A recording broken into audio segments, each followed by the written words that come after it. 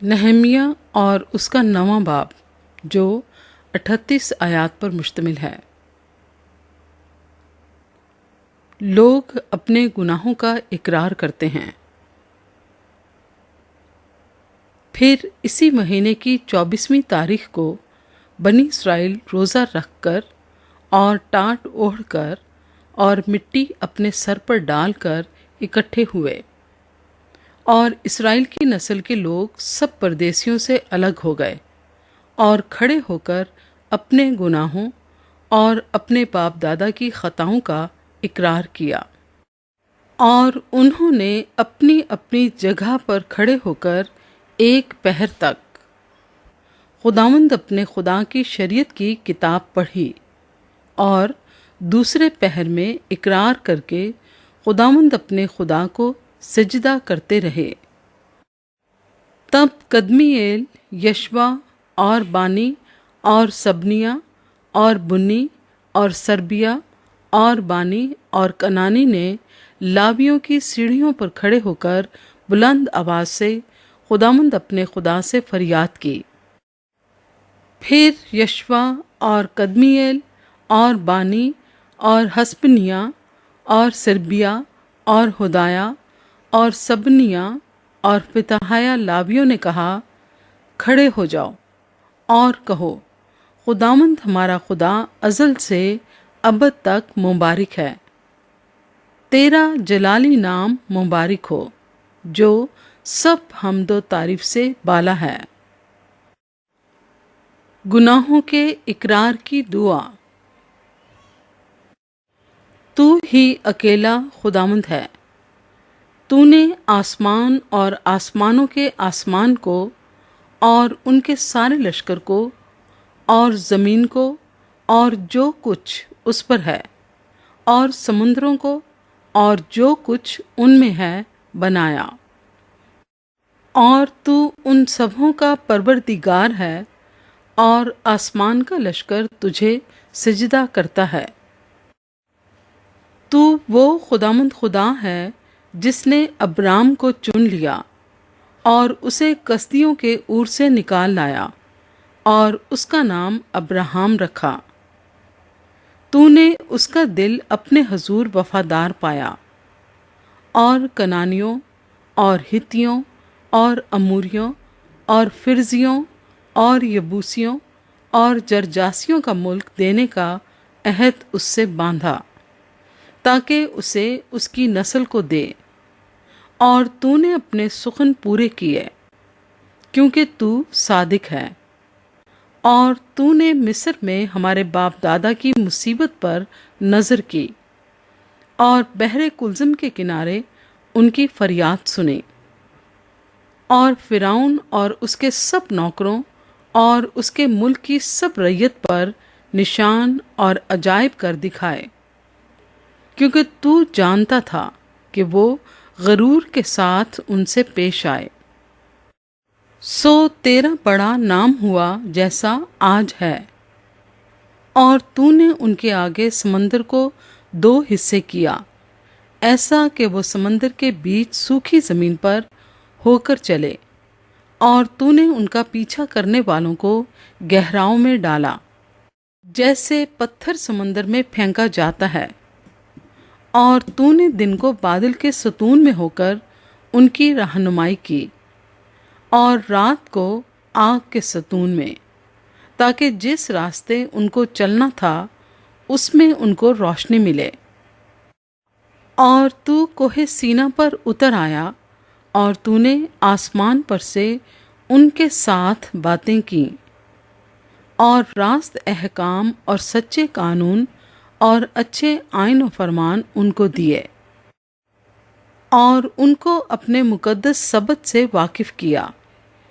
اور اپنے بندے موسیٰ کی معرفت ان کو احکام اور آئین اور شریعت دی، اور تو نے ان کی بھوک مٹانے کو آسمان پر سے روٹی دی، اور ان کی پیاس بجھانے کو چٹان میں سے ان کے لیے پانی نکالا، اور ان کو فرمایا کہ وہ جا کر اس ملک پر قبضہ کریں جس کو ان کو دینے کی تو نے قسم کھائی تھی، لیکن انہوں نے اور ہمارے باپ دادا نے گھمنڈ کیا اور گردن کش بنے اور تیرے حکموں کو نہ مانا اور فرما برداری سے انکار کیا اور تیرے عجائب کو جو تو نے ان کے درمیان کیے یاد نہ رکھا، بلکہ گردن کش بنے اور اپنی بغاوت میں اپنے لیے ایک سردار مقرر کیا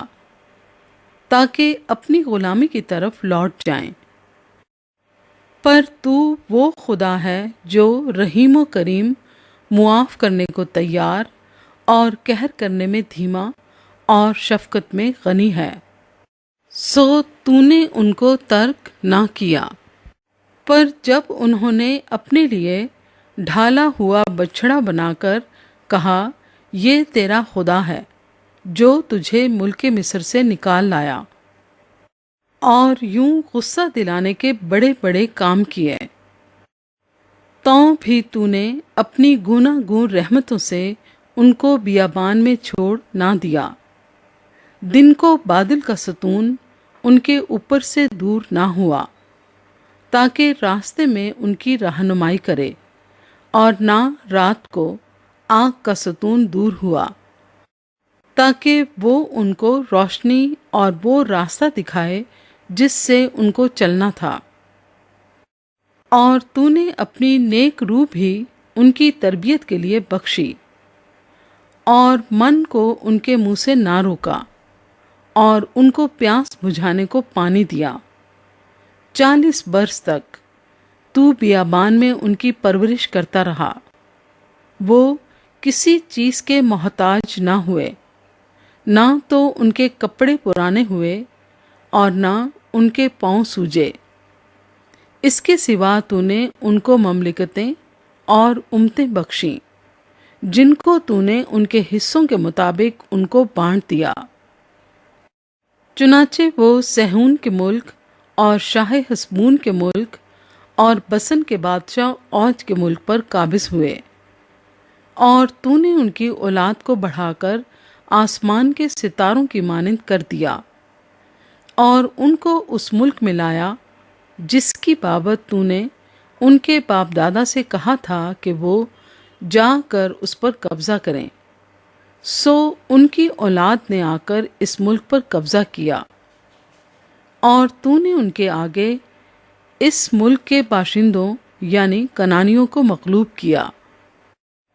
اور ان کو ان کے بادشاہوں اور اس ملک کے لوگوں سمیت ان کے ہاتھ میں کر دیا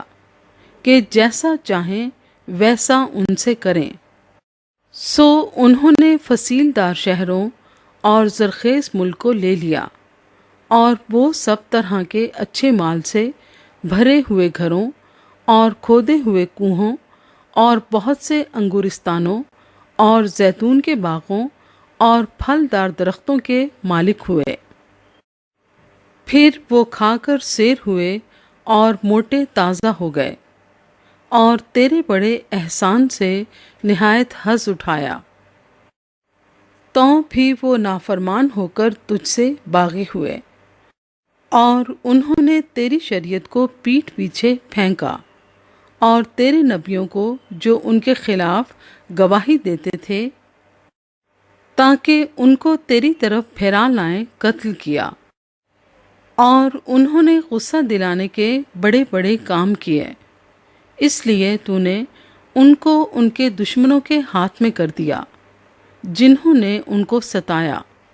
اور اپنے دکھ کے وقت میں جب انہوں نے تجھ سے فریاد کی تو نے آسمان پر سے سن لیا، اور اپنی گناہ گور رحمتوں کے مطابق ان کو چھڑانے والے دیے جنہوں نے ان کو ان کے دشمنوں کے ہاتھ سے چھڑایا۔ لیکن جب ان کو آرام ملا تو انہوں نے پھر تیرے آگے بدکاری کی، اس لیے تو نے ان کو ان کے دشمنوں کے قبضے میں چھوڑ دیا، سو وہ ان پر مسلط رہے۔ تو بھی جب وہ رجوع لائے اور تجھ سے فریاد کی تو نے آسمان پر سے سن لیا،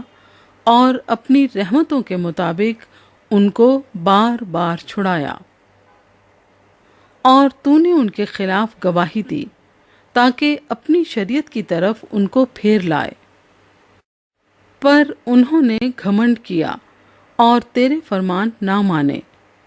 بلکہ تیرے احکام کے برخلاف گناہ کیا، جن کو اگر کوئی مانے تو ان کے سبب سے جیتا رہے گا، اور اپنے کندھے کو ہٹا کر گردن کش بن گئے اور نہ سنا۔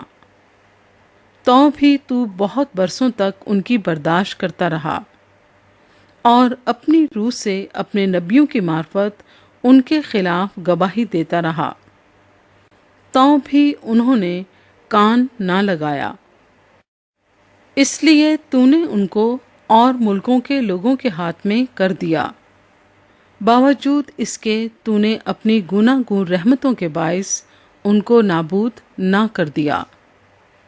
اور نہ ان کو ترک کیا، کیونکہ تو رحیم و کریم خدا ہے۔ سو اب آئے ہمارے خدا، بزرگ اور قادر و محیب خدا، جو عہد و رحمت کو قائم رکھتا ہے، وہ دکھ جو ہم پر اور ہمارے بادشاہوں پر اور ہمارے سرداروں اور ہمارے کاہنوں پر اور ہمارے نبیوں اور ہمارے باپ دادا پر اور تیرے سب لوگوں پر اسور کے بادشاہوں کے زمانے سے آج تک پڑا ہے،